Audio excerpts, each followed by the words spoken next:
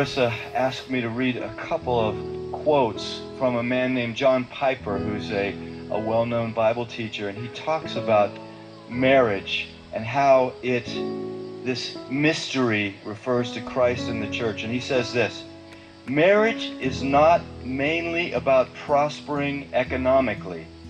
It is mainly about displaying the covenant-keeping love between Christ and his church. He says, knowing Christ is more important than making a living. Treasuring Christ is more important than bearing children. Either way, it is short. It may have many bright days, or it may be covered with clouds.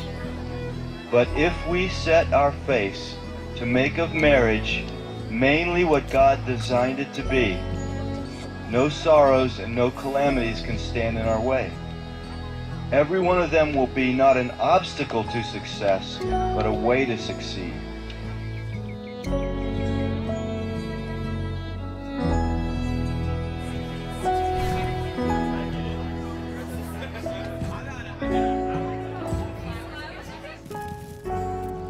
The beauty of the covenant-keeping love between Christ and his church shines brightest when nothing but Christ can sustain it.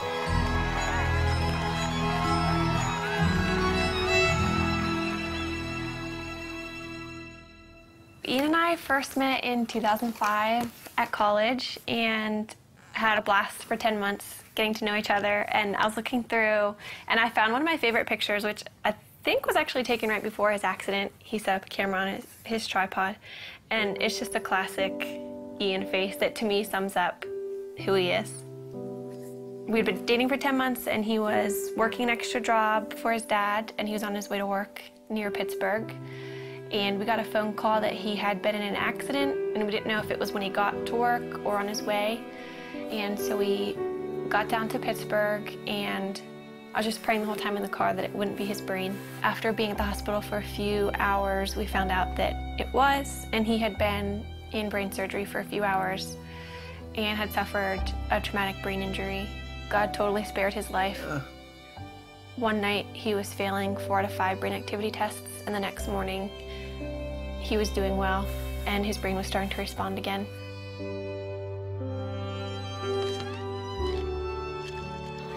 I moved in with his family after the accident, so I was really involved in his therapy and just did whatever I could to make his life fun. We'd go out on dates, and looking back, it's weird because he couldn't talk and he couldn't eat.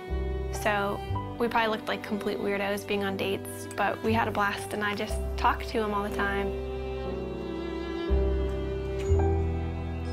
I knew that before Ian's accident, he was very serious about marriage and was ring shopping, so I knew where he was, and that helped me so much. After he couldn't talk, I knew that he loved me, and I knew where he wanted the relationship to go because we were dating very intentionally. We just prayed that marriage would someday happen and watched all of our friends get married and start having families. That was challenging, but we just tried to hold out hope that that would be us someday.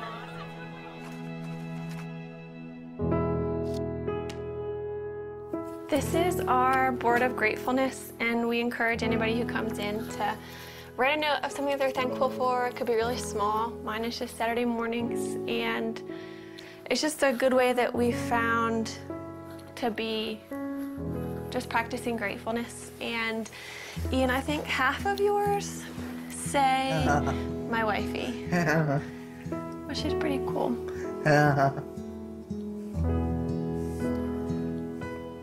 We decided that we couldn't really consider marriage as an option until Ian was able to communicate. But if he could communicate with me, then we could have a marriage, knowing it would be really different. But as long as Ian could talk to me, then we could make it work.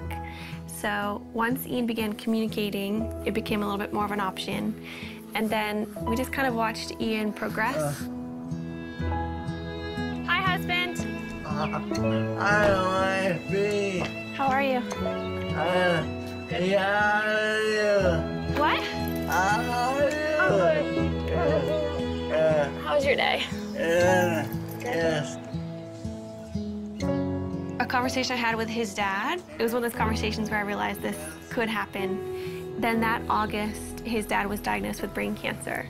And at that point, his dad's biggest concern was Ian and I, and whether or not we were going to get married or step away from our relationship. He wanted us to make a decision to move our lives in some direction.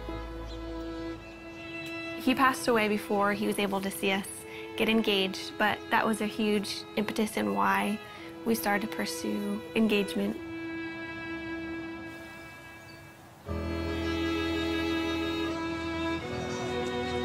Throughout premarital counseling, we just used this momentary marriage. It was so helpful because John Piper talked a lot about primary things and secondary things, which is really important for us because when we're walking out our marriage practically, Ian can't do the secondary things like working or making a meal for me. Everything that's primary, though, he can do, which is leading me spiritually. Ian always comes back to the foundational truths of who God is and kind of reels me back in from my emotions, and that's the most important thing. We have two friends that we're going through the book with. I think we've just been able to help them see that maybe the little things that they're excited for about marriage are worth being excited about, but they're not the end all and be all of their marriage.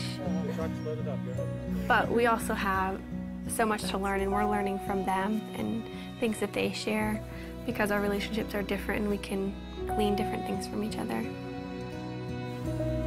I think what helped us in deciding to make this commitment to each other, at least for me, is knowing that Ian wouldn't have left me if the roles were reversed, and that we love each other and we know that God's going to be faithful to our marriage.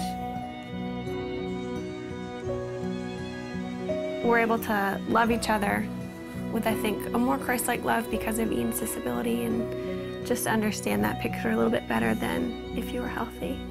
Yeah. Do you agree? Yes. What about God enables you to have a happy marriage? You know, What? he's awesome. He's awesome. Yeah.